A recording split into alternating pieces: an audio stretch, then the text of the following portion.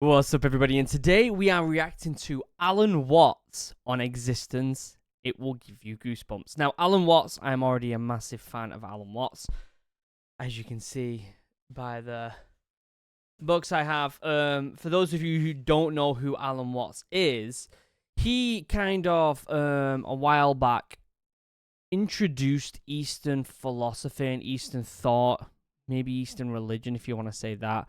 Or at least just the way of thinking when it comes to Buddhism and Taoism and a few other things. And he pretty much introduced them to the Western minds during a time that was really needed, really, right? It was during the 60s, and obviously there was all the different movements going in the United States when it comes to Vietnam and the hippie movement and stuff like that. And Alan Watts came in and kind of introduced this new way of thinking. So I've got 3 books. I've got the book, I've got The Wisdom of Insecurity, and The Way of the Zen. Relatively difficult books to read, just because it's a different... His writing is very much old school, and it's one of them where when you read it, it feels like you have to think about every single sentence he writes, because there's so much meaning behind everything he writes.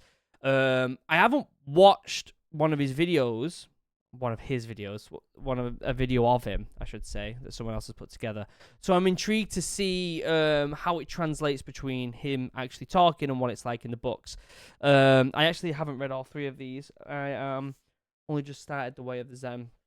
And the other 2, I've read the book and I haven't read The Wisdom of Insecurity yet. So I'm like halfway through them 3 books. So yeah, I'm excited to see what this is all about. Check out DREADNOUGHT MEADERY.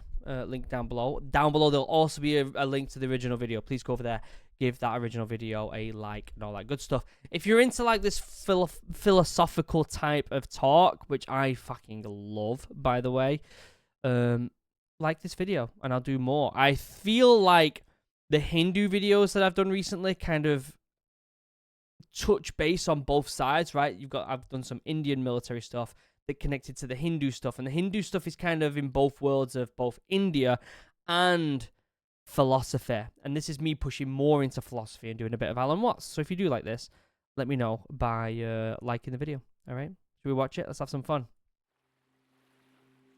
True meaning. The reason why certain people turn to philosophy, why I became a philosopher, was that since I was a little boy, I always felt that existence as such was weird. Yeah. That's true. Mean, here we are. And isn't that odd? Of course it's odd. What do you mean by odd? Well, it's what's different from even. I mean, what's odd stands out. What's even lies flat. That's true. But you can't see the outstanding without the flat background. Here's the thing standing out. It's odd. Each one of you is odd. Strange, unique, particular, different. How do we know what we mean by that? Let's pause it there. These really deep philosophical questions of existence and you know, our minds and how we think and all these different things that I think are fundamental questions of our existence and the way that we live. When I was driving around in the bus in America, it's almost as if that community, the bus community, when you'd sit around a fire at night, you know, when you'd have people over in your bus, and you go, obviously you would chat about all sorts of random stuff, but I feel like that community talks about this type of stuff more than any other community I've ever spoke to. You could say because, you know, we're all nomads, that maybe it leans more on the hippie side, who do talk more about this. But I think it's more about people who see the world a little bit differently, who sit back and think, what the fuck's going on? Why are we here? What's going on? Why am I able to talk to you? Am I the universe existing? Am I the universe, like, kind of acknowledging itself? Or am I an individual being? Am I collective being? Am I part of something bigger? There's so many questions that would be spoke around the fire. I feel like all of them would have loved this video. except against the background of something even that is not differentiated, like space. And so you get this philosophical itch. You begin to scratch your head and think about, why is that so?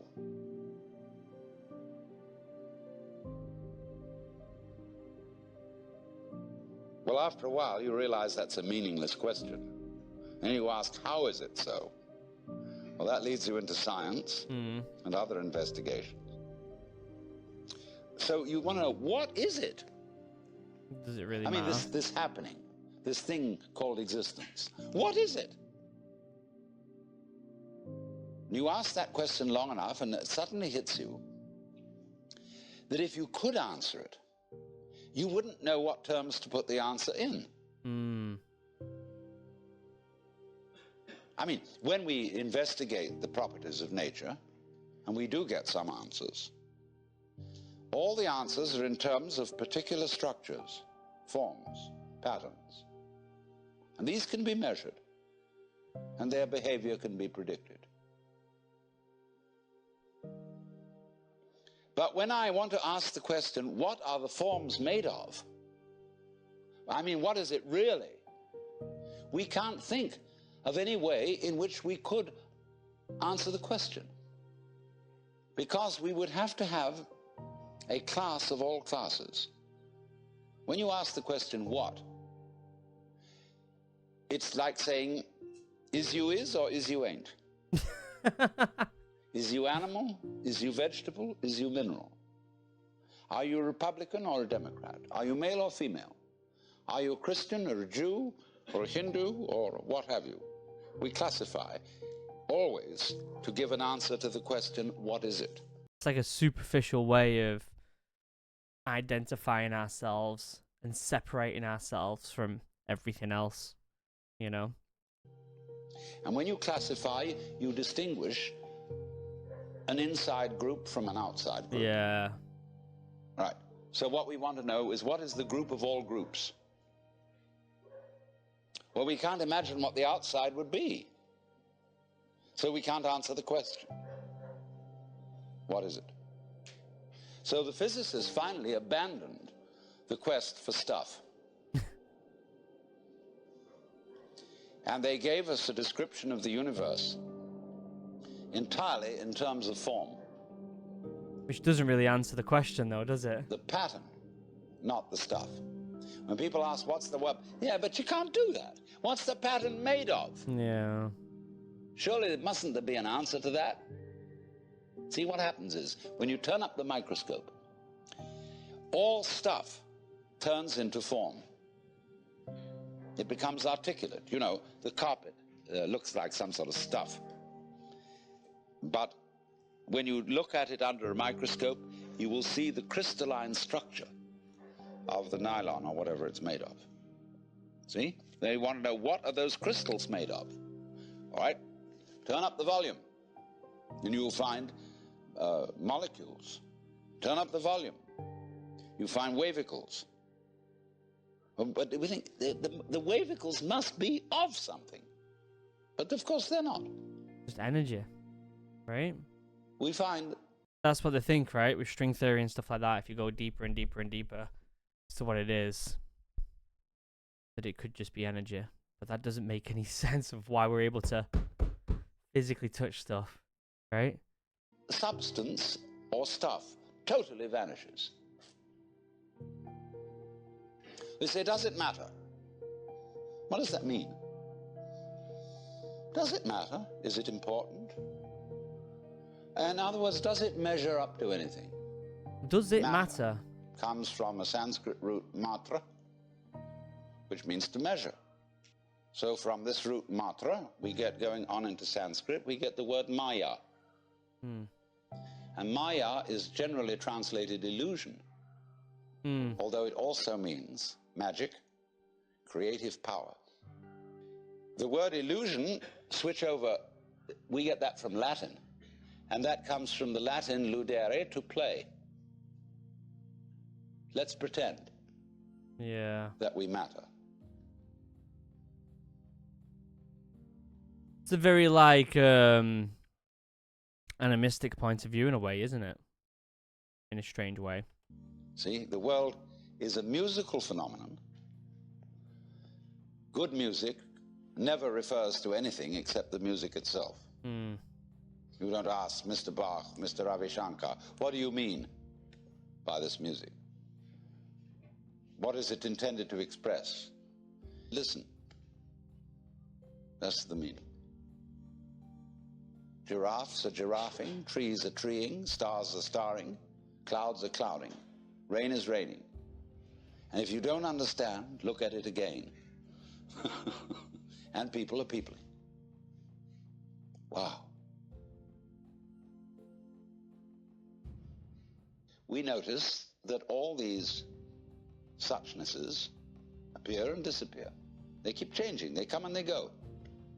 Feel like with videos like this, you could watch it 100 times and get something different out of it every single time. And I think that's the beauty of philosophy, right? It is a way of it's a way of describing things in a way that help you interpret them in many different ways.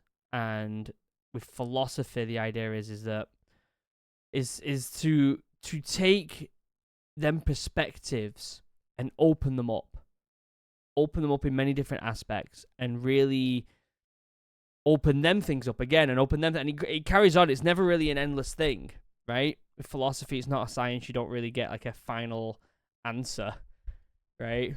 You're never going to get a final answer. What you get is interpretations and perspectives and stuff like that.